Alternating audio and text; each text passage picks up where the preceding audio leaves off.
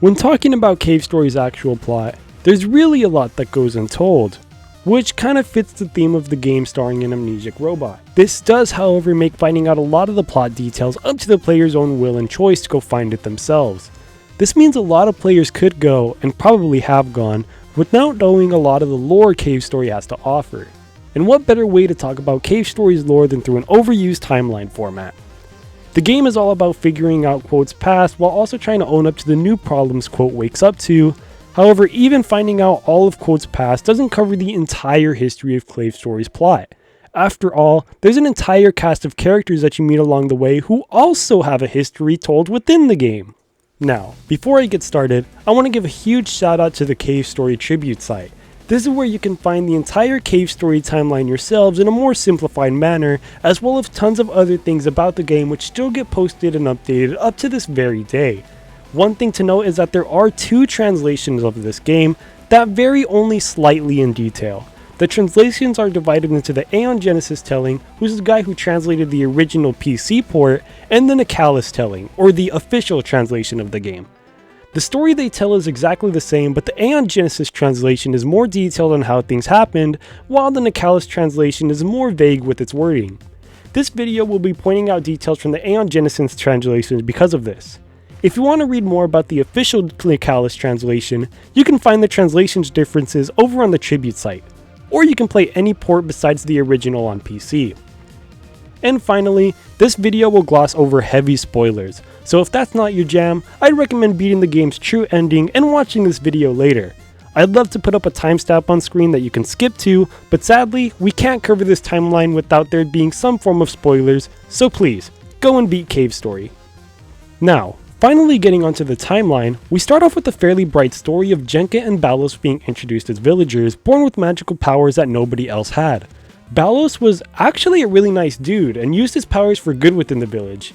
This caused everybody to love and trust Balos even more than they trusted their actual king.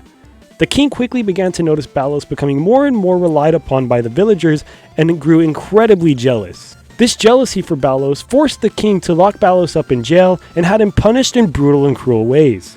After being tortured for an intense amount of time, Balos finally snapped and went on an uncontrollable rampage using his powers for mass destruction and eventually murdered the king. His entire life and town was left in ruins and burned down to ash. This is when Jenka steps in and uses her powers to stop Balos and, in turn, prisons him again, this time cursed to be trapped on the floating island the game takes place on. Misery, Jenka's daughter for those who didn't know, then goes onto the island and forces Balos to create the Demon Crown. This Demon Crown came with the monkey's paw, which forces Misery to do the bidding of whoever wore the crown.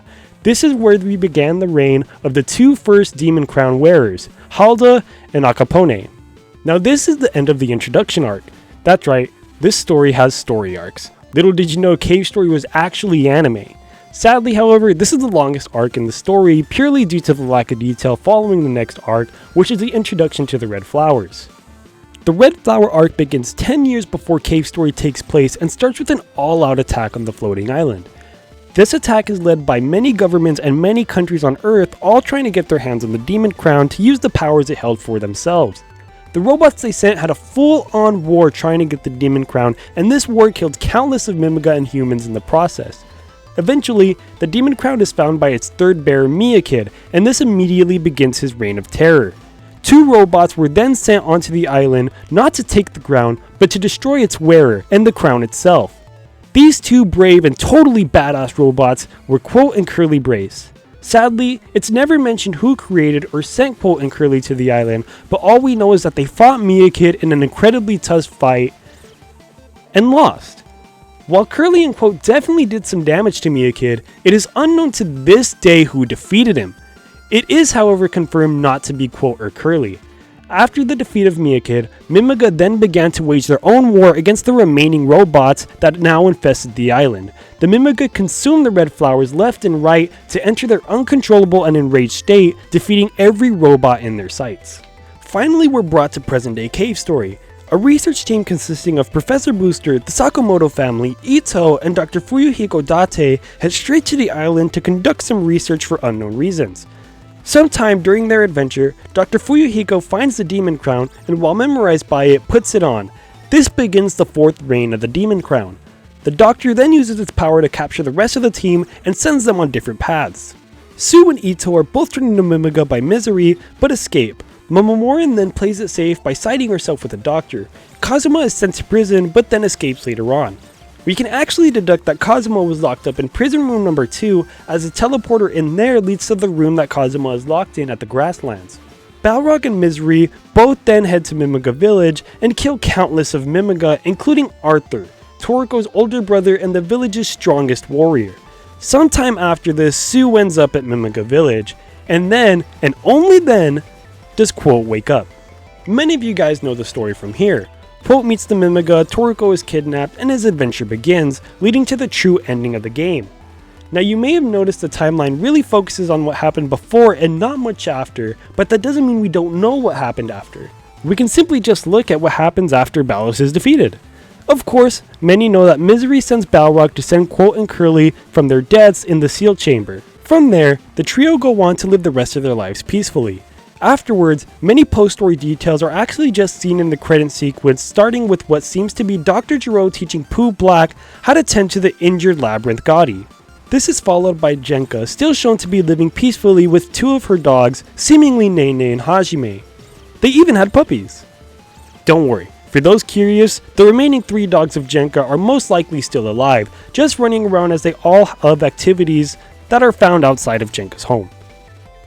This event is followed by Malco restoring 3 downed robots by himself, all seemingly to work just fine, and booting just as Malco did when you first restored him. The next event in the credits is a calming still shot of Arthur still resting in peace, but this imagery is seemingly satisfying as Arthur has finally and properly been avenged. The next shot in the credits is Quote, Curly, and Balrog still flying off to where they're going to live off the rest of their lives. Going right into the next shot, we see Momomorin and Kazuma guiding human versions of Sue and Ito out of 2 giant machines.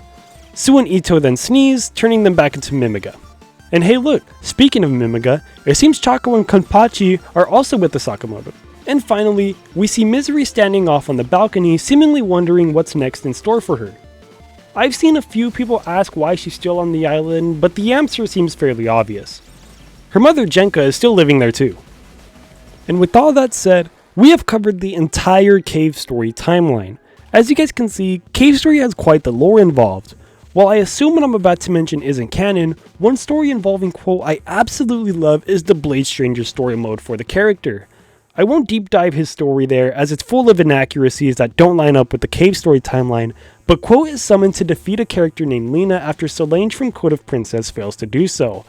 And for defeating Lena, Quote is then gifted the powers to travel beyond time and space and to travel through infinite universes. These powers for Quote are so incredibly absurd that I can't help but want them to be canon. I'll definitely make a video on Quote and Curly's cameos in Blade Strangers as well as other games they appear in for a future video, but for now, congratulations. You've officially caught yourself up on the entire Cave Story timeline and are ready for absolutely nothing because there is nothing but possible personal satisfaction that can be gained for knowing this. Seriously, this knowledge can help you in no way possible as a human being, yet I'm so happy to know it. Thank you so much for watching, and until my next video, Nerdieo is out.